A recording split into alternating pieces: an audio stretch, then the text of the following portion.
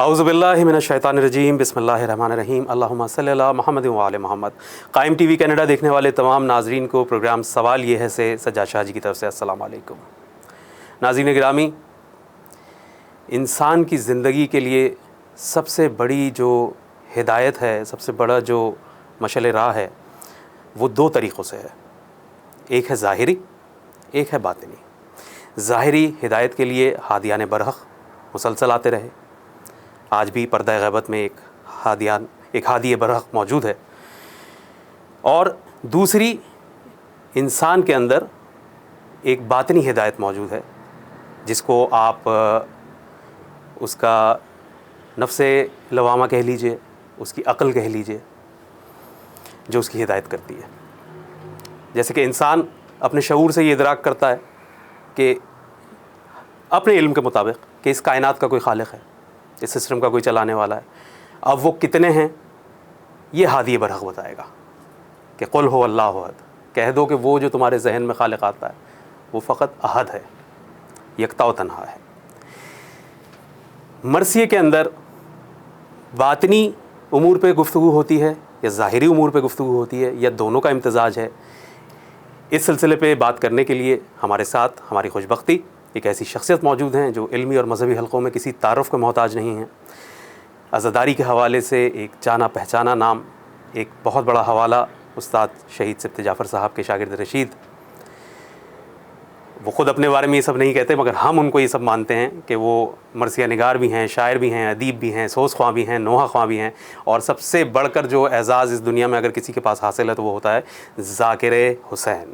بس جس کو یہ مل گیا بقول میر انیس کہ ممبر پہ نشست سر پہ حضرت کا علم، اور چاہیے کیا تخت ملا تاج ملا، تو بے تاج بادشاہ۔ بالکل آپ صحیح پہچانے، میں ذکر کر رہا ہوں جناب سید کاشف زیدی صاحب کا۔ السلام علیکم قبلہ۔ علیکم السلام ورحمۃ اللہ وبرکاتہ۔ کاشف زیدی صاحب، آپ نے گفتگو میں ذکر فرمایا تھا کہ انسان کا باطن جو ہے وہ بڑی اہمیت کا حامل ہوتا ہے۔ تو یہ بتائیے کہ ہمارے ناظرین بھی اس بات کو جاننا چاہ رہے ہیں کہ ظاہر بھی تو ایک حیثیت رکھتا ہے، تو اس ظاہر کی وجہ سے باطن ہے یا اس باطن کی وجہ سے ظاہر ہے، اور ان دونوں کے ایک دوسرے پر اثرات کیا مرتب؟ اعوذ باللہ من الشیطان اللعین الرجیم، بسم اللہ الرحمن الرحیم، الحمد للہ کما هو اہل وهو علی کل شیء قدیر، والصلاۃ والسلام علی اہلھا اما بعد۔ یہ بڑا تکنیکی سوال ہے اور یہ اہمیت کا حامل ہے۔ بہرحال یہ سوال اس پہ بات کرنی چاہیے، ہمارے ہاں ممبر سے اس پہ بات نہیں ہوتی۔ اور انسان کا وجود ظاہری جو ہے وہ بیس کرتا ہے باطن پر۔ انسان کا وجود ظاہری بعد میں وجود میں آیا، باطن پہلے سے تھا۔ الستو بربکم، کیا میں تمہارا رب نہیں ہوں؟ تو وہ روحیں اس وقت موجود تھیں، اور بعد میں اس کو جو ہے وہ یعنی مادی قالب میں ڈھالا گیا اور اس کا وجود ہوا۔ تو وہ جو ایک جملہ استرجاع ہمارے ہاں پڑھا جاتا ہے کہ انا للہ و انا الیہ راجعون، ہم جب اللہ کی طرف سے آئے ہیں، تو جب اللہ کی طرف سے یہاں آئے تھے تو وحدت کی صورت میں آئے تھے۔ اس وقت صرف ہم خدا کو جانتے تھے۔ بالکل صحیح۔ جب ہم دنیا میں آ گئے تو اب ہماری پھوپھی بھی ہے، ابا بھی ہیں، اماں بھی ہیں، بہن ہیں، بھائی ہے، دنیا کی محبت ہے، ساری محبتیں نے ہمیں جکڑ لیا۔ اسی بات کو سورہ والتین میں خداوند عالم نے ارشاد فرمایا، بسم اللہ الرحمن الرحیم، التین والزیتون وطور سینین وہذا البلد الامین لقد خلقنا الانسان فی احسن تقویم، ہم نے بہترین خلق کیا انسان کو۔ ثم رددناہ اسفل سافلین، اور پھر ہم نے اسے گھٹیا ترین جگہ پہ پستی میں ڈال دیا، پستی میں پھینک دیا۔ تو وہ جو وحدت کی طرف سے آیا کثرت کی طرف، کیا بات ہے، ٹھیک ہے، وحدت سے کثرت کی طرف آ گیا۔ پہلے ایک اکیلے خدا کی محبت میں مبتلا تھا، اب جب دنیا میں آ گیا اس کو دنیا کی محبتوں نے گھیر لیا، اس کی کنسنٹریشن ڈائیورٹ ہو گئی، ٹھیک ہے۔ اب جب کنسنٹریشن ڈائیورٹ ہو گئی تو اب وہ ماں کی محبت میں بھی ہے، باپ کی محبت میں بھی ہے، مال کی محبت بھی ہے، بیوی بچوں کی محبت بھی ہے، اس کے اوپر ذمہ داریاں بھی آ گئیں، اور وہ خدا نے کیا کہا، کوئی بھی کام شروع کرو بسم اللہ الرحمن الرحیم، یعنی خدا کو فراموش نہ کرو۔ تو کنسنٹریشن جو ہے وہ انسان کی ڈائیورٹ ہو گئی، اور اب بہت ساری جگہ جو ہے وہ ڈیوائڈ ہو گئی۔ انہوں نے کہا وَإِنَّا إِلَيْهِ رَاجِعُونَ، یعنی کثرت سے وحدت سے کثرت کی طرف آیا، اور کثرت سے دوبارہ اس نے وحدت کی طرف جانا ہے۔ اب جب وہ بالکل اب جب دوبارہ وحدت کی طرف جانا ہے تو اس نے ان سب محبتوں سے پیچھا چھڑانا ہے۔ تاکہ وہ دوبارہ سے اسی حالت میں جس طرح آیا تھا ویسے ہی خدا کی بارگاہ میں پہنچے. تو اب مسئلہ یہاں یہ ہے کہ انسان اتنی ساری محبتوں میں گھر گیا. ائمہ علیہ السلام سے خدا نے حضرت رسول خدا سے ارشاد فرمایا صلی اللہ علیہ محمد و آل محمد سورہ بنی اسرائیل میں وَيَسْأَلُونَكَ عَنِ الرُّوحِ قُلِ الرُّوحُ مِنْ أَمْرِ رَبِّي وَمَا أُوتِيتُم مِّنَ الْعِلْمِ إِلَّا قَلِيلًا. لوگ تم سے پوچھتے ہیں روح کیا ہے؟ روح کیا ہے؟ کہو کہ امر ہے. خدا کا امر آپ کے جسم میں موجود ہے روح کی شکل میں, لیکن مزمحل ہے. اس امر کو تقویت بخشنی ہے آپ نے. دیکھیے اس امر کو تقویت بخشیں گے تو وہ امر جو ہے وہ زندہ ہوگا. ہم نے جسم کو طاقت بخشی اور روح کو کمزور کر دیا. نتیجہ کیا ہوا؟ ہم مادی چیز تو دیکھ سکتے ہیں, باطن چیز نہیں دیکھ سکتے, کسی کے باطن کو نہیں دیکھ سکتے. اچھا اب آپ سوال کریں کہ جی باطن, یہ باطن ہے کیا؟ باطن ہر وہ چیز ہے جو آپ کو نظر نہیں آتی. صحیح ہے. عقل باطن ہے, بالکل علم باطن ہے, صحیح. جنت باطن ہے, جہنم باطن ہے. ٹھیک ہے. امام باطن ہے. امام سے رابطہ کیسے ہوگا آپ کا؟ باطن سے ہوگا. یعنی اگر امام زمان غیبت میں ہیں تو آپ ان سے رابطہ کیسے کریں گے؟ باطن کے ذریعے کریں گے. آپ کا باطن جب مضبوط ہوگا تو آپ امام سے رابطے میں آئیں گے. ہدایت کون دے گا؟ امام دیں گے. امام منبع ہدایت ہیں. جب تک آپ اس سے منسلک نہیں ہوں گے ہدایت کہاں سے ملے گی؟ آپ اسی طرح پراگندہ رہیں گے, گھومتے پھرتے رہیں گے, تلاش کرتے رہیں گے کہ کوئی کھوٹا ملے کہ جہاں اپنا, تو کنڈا اٹکانا مسئلہ ہے, تو کنڈا کہاں اٹکائیں گے؟ تو مجسم ہدایت کون ہے؟ امام. تو وہ امام جب تک وہ کنڈا آپ کا وہاں پراپر جگہ نہیں اٹکے گا تو علم کہاں سے جاری ہوگا؟ وہی جو ابھی اس سے پچھلے والے پروگرام میں بات ہو رہی تھی کہ ہم باہر جا رہے ہیں دوسرے ممالک میں دوسرے لوگوں سے علم حاصل کرنے, دوسرے لوگوں کے معاشرے کی تہذیب سیکھنے, جبکہ ہماری اپنی تہذیب, ہمارا اپنا منبع جو کہ خدا سے متصل ہے, وَاعْتَصِمُوا بِحَبْلِ اللَّهِ جَمِيعًا وَلَا تَفَرَّقُوا. وہ حبل کیا ہے؟ رسی کیا ہے؟ وہ تسلسل انبیاء اور آخری سرا امام زمان. تو ہم نے اس سے چمٹنا ہے. ہمیں اپنے امام زمان کا پتہ ہی نہیں. ہم تو اس سے بے بہر ہیں, ہم تو دوسری جگہ ادھر ادھر جا رہے ہیں. تو ہمیں ان ساری محبتوں سے, یہ جو دنیا میں محبتیں ہیں جنہوں نے ہمیں گھیر لیا, میں مرثیہ پڑھتا ہوں, میں سوچ خان ہوں, مجھے ایک بیماری لاحق ہے کہ میں مشہور ہو جاؤں کسی طریقے سے, لوگ مجھے آگے پیچھے گھومیں, لوگ مجھے, یہ بھی محبت ہے. یہ میں اپنی بات کر رہا ہوں, میں کسی کی بات نہیں کر رہا. تو مجھے ایک شوق ہے کہ جی لوگ میری عزت کریں, لوگ مجھے آ کے پروٹوکول دیں اور مجھے لے کے جائیں. تو یہ میری روحانی بیماری ہے. یہ اس روحانی بیماری کو دور کرنے کے لیے کیا کرنا ہے, اس کی ریمیڈی ہے. اچھا یہاں میں آپ سے ایک چیز پوچھنا چاہوں گا کہ یہ آپ نے بڑی خوبصورت اس پہ آپ نے احادیث سے اور آیتوں سے جو مثال دی ہے بہت بہترین ہے, مجھے اس سے اختلاف نہیں ہے. لیکن اب میں آتا ہوں پریکٹیکل کی طرف. ٹھیک ہے نا, انسان کے ساتھ پیٹ بھی لگا ہوا ہے, دین سے دنیا بھاری ہو جاتی ہے. اب اگر کوئی پڑھنے والا, ظاہر ہے ہر پڑھنے والا تو بہت زیادہ ویل اسٹیبلشڈ نہیں ہے, اگر کوئی, یہ جو لفافہ کلچر کی طرف میں آنا چاہ رہا ہوں, یہ جو ہماری سوسائٹی میں چل رہا ہے, تو اس کے متعلق آپ ہماری ہدایت فرمائیں کہ کیا طریقہ کار ہونا چاہیے ہدیہ دینے کا, لینے کا, دونوں کے لیے کیا ہدایت ہے, بانیان کے لیے بھی. اور دیکھیے پہلے تو ایک بات یہ بتائیے کہ رزق کا ذمہ دار کون ہے نا؟ جب رزق کا ذمہ دار خدا ہے تو پھر آپ خدا کو چھوڑ کے کسی سے سوال کیسے کر سکتے ہیں؟ نہیں اب یہ لیکن صحیح تو ہے نا, کوشش تو کرنی ہے. دیکھیں بہت ساری چیزیں صحیح ہیں لیکن آپ کو غلط اس میں ڈائیورٹ کر رہی ہیں. دیکھیے بہت ساری چیزیں ٹھیک ہیں لیکن اخلاقاً مسائل ہیں. اچھا وہ بظاہر صحیح ہیں لیکن وہ آپ کو لے کے کہیں اور جا رہی ہیں. مثال کے طور پر غربی صاحب نے ایک مجلس میں انہوں نے ایک بات کہی, انہوں نے کہا اگر والدین اپنے بچوں کی تربیت اس لیے کر رہے ہیں کہ یہ بڑے ہو کر ہمیں پالیں گے یا ہم پر خرچہ کریں گے یا ہمیں کما کے کھلائیں گے, تو وہ شرک کر رہے ہیں. یہ سوچ رکھنا شرک ہے. رازق کون ہے؟ خدا ہے. رزق کس نے دینا ہے؟ خدا نے دینا ہے.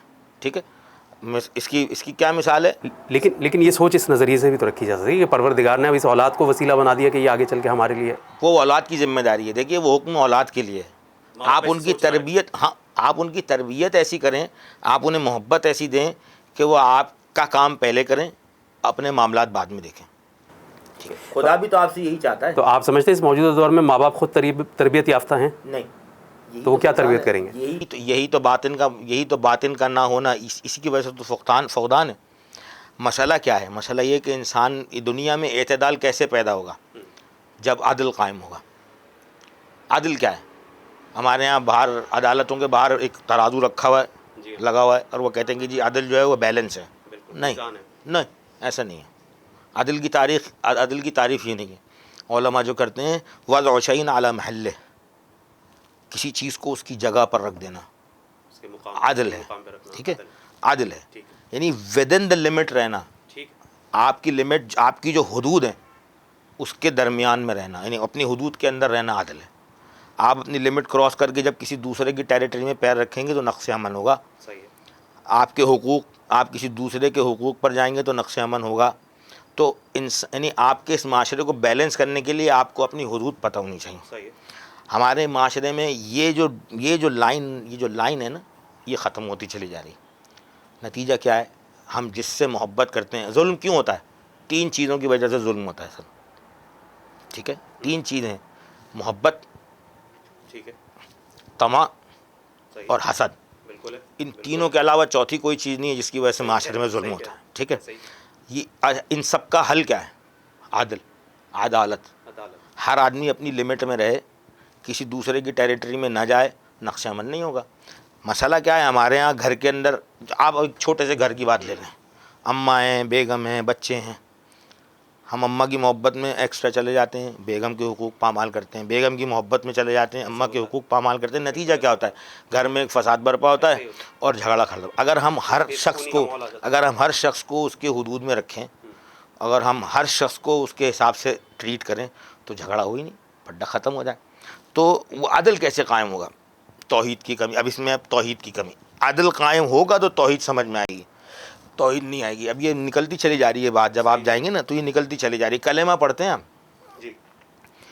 کلمہ بہت پہلے بس کلمہ پڑھا اور مسلمان ہو گئے. کلمہ میں سب سے پہلا لفظ کیا ہے؟ لا. کیا آپ نے اس 6 فٹ کی باڈی پر لا امپلیمنٹ کر پائیں؟ بالکل صحیح بات. آپ یعنی آپ نے کبھی منع کیا ہے کہ یہ میری حدود سے باہر ہے، لا اس کے باہر نہیں جاؤں گا، اندر رہوں گا؟ وہ لا آپ نے امپلیمنٹ کیا ہے. جس دن آپ وہ لا امپلیمنٹ کریں گے، الا اللہ کی منزل پر جب آئیں گے. بہت خوب. خدا کہاں ہے آپ کی زندگی میں؟ بہت خوب، صحیح کہہ آپ رہے کی زندگی میں خدا نہیں ہے. ایسا ہی. امام خمینی فرماتے ہیں کہ ایک شخص گناہ کر رہا ہے اور وہ گناہ کرتے کرتے اس کو پتہ چلا کہ کوئی اسے دیکھ رہا ہے، تو اس نے گناہ چھوڑ دیا اور وہ اعلی گناہ بھی چھپا دیا کیونکہ کوئی دیکھ رہا تھا. لیکن خدا دیکھ رہا ہے اور وہ گناہ کر رہا ہے. تعجب اس انسان پر کہ خدا اسے دیکھ رہا ہے اور وہ گناہ کر رہا ہے، یہ کیسے؟ تو اس کا مطلب خدا آپ کی زندگی میں نہیں ہے. کہیں عقیدہ و ایمان نہیں ہے نا. نہیں ہے نا. جب خدا ہی نہیں ہے تو پھر کیسا مسلمان اور کیسے معاملات؟ یہ بہت سنگین مسائل ہیں. آپ اس کو جب اس کی باریکی میں. اچھا اب یہ بتائیے پھر عدل کے تناظر میں آپ کیا سمجھتے ہیں کہ ایک پڑھنے والے کو اگر وہ ڈیمانڈ کرتا ہے، کس کے لیے پڑھ رہا ہے؟ پہلے بات یہ دیکھیں، اب زاویہ ہے، کس کے لیے پڑھ رہا ہے؟ اب یہاں ایک سوال یہ پیدا ہوتا ہے، کس کے لیے پڑھ رہا ہے؟ جناب زہرا کو خوش کرنے کے لیے پڑھ رہا ہے. جسے خوش کر رہا ہے اس سے مانگے گا یا جو ارینج کر رہا ہے اس سے مانگے گا؟ مانگنے کی بات ہو رہی ہے. مانگنا کیا مناسب ہے؟ نہیں. لیکن زیدی صاحب یہ تو پھر وہی ہو جائے گا کہ ہم جس دفتر میں کام کر رہے ہیں ہم اس کے وہاں سے سیلری کیوں لیں؟ اللہ دے گا. نہیں، کام کرنا ایک ڈفرینٹ ہے. وہ جو آپ نے بات کری تھی کہ ہم عالم اسباب میں ہیں، جی، تو سبب کام کرنا ڈفرینٹ ہے. دیکھیے کام ایک الگ ہے چیز. جو چیز محبت کے زمرے میں کی جاتی ہے، یا تو آپ یہ کہیں کہ جی ہم اہل بیت سے محبت نہیں کرتے، ہم یہ کام کر رہے ہیں، ہمارا ایک کام ہے، ہم جو ہے آ کے کام کر رہے ہیں اور ہم یہ کام کریں گے تو اس کے اتنے پیسے ہوں گے. پھر آپ محبت کا دعویٰ نہ کریں. آپ ابا سے محبت کرتے ہیں، اگر ابا کا کوئی کام کرنے جائیں گے تو آگے ابا سے پیسے نہیں مانگیں گے. یار ابا میں گیا تھا وہاں کام کرنے، میں آپ کا کام کر کے آیا، میرے اتنے پیسے خرچ ہو گئے. ابا خوش ہو کر دیں تو وہ ابا کا مسئلہ ہے، لیکن آپ توقع بھی نہیں رکھ سکتے ابا سے کہ میں ابا کا کام کر ہی جاؤں گا تو ابا پیسے دیں گے. دیکھیں بات یہ کہ یا تو آپ محبت کا اور عشق کا دعویٰ نہ کریں. جب آپ عشق کا دعویٰ کرتے ہیں تو پھر آپ یعنی عشق میں جو ہے نا کچھ مانگا نہیں جاتا. استاد کا وہ شعر آپ نے سنا کہ مسلک عشق میں مانگنا عیب ہے، میں بھی خاموش ہوں وہ بھی خاموش ہیں، ان کو سب ہے خبر اس لیے چپ ہوں میں، کیا ہوا آنکھ میں گر نمی آ گئی. بات یہ کہ یا تو آپ یہ مان لیں کہ وہ کچھ نہیں جانتے آپ کے بارے میں، آپ کہیں گے تو وہ آپ کو دیں گے، اور یا یہ جب آپ یہ یقین رکھتے ہیں کہ وہ آپ کے سارے حالات جانتے ہیں. بہت آسان سی مثال ابھی چل رہا ہے میرے پاس، وہ واقعہ حضرت مقداد کے نام سے آیا. شہنشاہ صاحب اس کو بیان کر رہے ہیں حضرت سلمان کے حوالے سے. وہ حضرت سلمان آیا، کوئی بھی تھا، بہرحال یہ واقعہ بڑا کام کا ہے. وہ کوئی بھی حضرت سلمان آئے، دق الباب کیا، امیر المومنین نے دروازہ کھولا، انہوں نے کہا سلمان یہ کیا حال بنا رکھا ہے، کیسے آنا ہوا؟ ہم کہا مولا آپ کی زیارت کے لیے آیا تھا، دیکھ لیا میں جا رہا ہوں. کہا رک جاؤ سلمان, کہاں جا رہے ہو؟ کہا بس مولا آپ کی زیارت کے لیے. کیا حال بنا رکھا ہے, کیا ہو گیا ہے, بتاؤ مجھے. میں نے کہا مولا 3 دن سے فاقے ہیں. سلمان نے مانگا نہیں, 3 دن سے. تو پھر میں نے کہا مولا بس بچے فاقوں میں, بس میں آپ کی زیارت کرنے آیا تھا. تو پتھر اٹھاؤ. پتھر اٹھایا, میں نے سنا ہے کہ انہوں نے ہاتھ میں لیا, وہ سونے کا ہو گیا. سلمان کو دے دیا. سلمان نے دوسرا پتھر اٹھایا اور دوسرا پتھر اٹھا کر اس کو مار کے توڑا اور ایک ڈلی لے لی اور باقی پھینک دیا اور جانے لگے. تو حضرت امیر المومنین نے کہا سلمان یہ سب تمہارا ہے, کل کام آئے گا. انہوں نے کہا جس کا آپ جیسا مولا ہو اس کو کل کی فکر نہیں ہوتی. بات یہ ہے کہ آپ جب عشق کا دعویٰ کر رہے ہیں اور محبت کا دعویٰ کر رہے ہیں تو محبت میں مادی فائدہ نہیں ہوتا, محبت قربانی کا نام ہے. آپ جب آل محمد کے لیے جا رہے ہیں تو آپ جب جناب زہرا کے لیے جا رہے ہیں تو یعنی اپنی غرض سے جا رہے ہیں. دیکھیں یہی کانسیپٹ ہمارے یہاں غلط ہیں.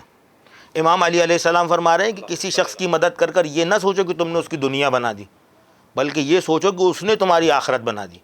اگر آپ اس تناظر میں دیکھیں گے تو پھر آپ ضرورت مند کو خود ڈھونڈنے نکلیں گے, کیونکہ آپ کی غرض ہے. میں اگر مرثیہ پڑھنے جا رہا ہوں تو شاید میں یہ سمجھ رہا ہوں کہ میں بانی مجلس پر احسان کر رہا ہوں, بلکہ اگر میں یہ سوچوں کہ وہ مجھ پر احسان کر رہا ہے کہ میرے جد کی مجلس منعقد کر رہا ہے اور مجھے اس مجلس میں بلا رہا ہے اور مجھ سے کہہ رہا ہے کہ آپ پڑھیں, تو اس نے مجھے یہ سعادت بخشی ہے, کس منہ سے مانگوں گا اس سے پیسے؟ تو پھر کیا بانیان کے فرض میں یہ چیز آتی ہے کہ بانیان کی دیکھیے بانیان کی ذمہ داری ہے کہ جب وہ کسی کو بلا رہا ہے تو ایک تو اس میں نے آپ سے کہا اعتدال قائم رکھے, یہ بانیان کی ذمہ داری ہے. ایک ذاکر کو تو وہ بھر بھر کے دے رہا, ایک اور دوسرا ذاکر جو ہے اس کو تبرک بھی نہیں دے رہا. ٹھیک ہے, یہ بانیان کی ذمہ. دیکھیں بانیان جو ہیں وہ جواب دیں جناب زہرا کی بارگاہ میں. مجھے یہ حق نہیں پہنچتا کہ میں اس سے کھڑا ہو کے کہوں کہ بھائی تم نے اس کو 10,000 روپے کا لفافہ دیا ہے اور تم نے مجھے جو ہے وہ 500 روپے کا بھی نہیں دیا. یہ مجھے حق نہیں پڑتا. کیوں؟ کیونکہ میں محبت میں جا رہا ہوں آل محمد کی, میں محبت میں جا رہا ہوں سید الشہداء کی. وہ اس کا فرض ہے کہ وہ خود عدل وہ اس کا فرض ہے, یعنی وہ اس کی ذمہ داری ہے. یعنی امام نے فرزدق کو پیسے دیے, خود دیے اپنے پاس سے. فرزدق نے سوال نہیں کیا. جب امام نے اس کو دیے تو فرزدق نے کہا مولا میں اس لیے تھوڑی آیا تھا. مولا نے کہا یہ ہماری طرف سے رکھو. حضرت امام رضا علیہ السلام نے سرخ سونے کے سکے جو ہے وہ دیے دیبل کو. دیبل نے منع کیا, انہوں نے کہا رکھ لو, ڈانٹ کے دیے کہ یہ رکھ لو تمہارے کام آئیں گے. تو بات یہ کہ اس نے منع کیا, لیکن بانی مجلس کون تھے؟ امام رضا تھے. امام رضا نے کہا نہیں تم نے ہمارے جد کا تذکرہ کیا.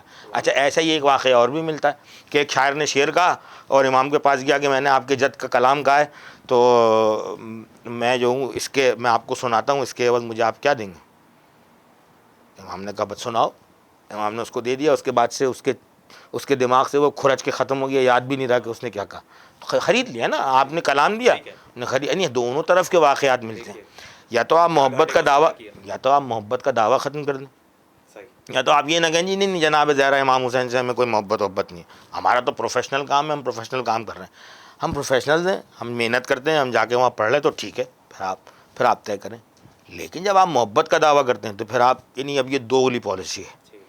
تو میں اگر محبت کا دعویٰ کرتا ہوں تو میں یہ نہیں کر سکتا کہ میں ان سے کہوں پیسے دے دیں. یہ اس کی ذمہ داری ہے کہ وہ جو ہے بانی مجلس جو ہے وہ ذاکر کا خیال رکھے, وہ اس کے لیے جواب دے جناب امام سجاد کو, وہ جناب زہرا کو جواب دے. جب وہ خود جواب دے گا بیوی پوچھیں گے اس سے, لیکن آپ کو کوئی حق نہیں ہے کہ آپ جا کے سوال کریں اور بات. بہت درست, بہت درست. ناظرین یہاں سے ہمارا پروگرام اختتامی مرحلے میں داخل ہو گیا ہے. میں گزارش کروں گا کاشف زیدی صاحب سے کہ کوئی بند سلام یا مرثیے کا. میں آپ کو کیا سناؤں, یہ مرحلہ مشکل ہوتا ہے میرے لیے فوری طور پر. کوئی جی بالکل ہو جاتا ہے, مجھے اندازہ. چلے میں آپ کو ایک اپنی منقبت سے چند اشعار سنا دیتا ہوں. جزاک اللہ. درود پڑھ دیں محمد. اللہم صلی علی محمد و آل محمد. 4 مصرے. یہ کب جہاں میں کوئی احتجاج رکھتے گئے, یہ کب جہاں میں کوئی احتجاج رکھتے گئے, رضائے حق و صداقت کا تاج رکھتے گئے. کریم اتنے کہ قاتل پہ بھی کرم فرمائے, کریم اتنے کہ قاتل پہ بھی کرم فرمائیں، یہ اہل بیت خدا کا مزاج رکھتے گئے۔ جزاک اللہ جزاک اللہ۔ ناظرین، اس کے ساتھ ہی پروگرام سوال یہ ہے سے سجاد شاہ جی اور کاشف زیدی صاحب کو اجازت دیجیے۔ اپنا اور گرد و نواز سب کا خیال رکھیے۔ جو لوگ ہمارے درمیان نہیں رہے ہیں ان کی مغفرت کی دعا ضرور کیجیے۔ دیکھتے رہیے قائم ٹی وی کینیڈا، کیونکہ قائم سے ہے زندگی۔ خدا حافظ۔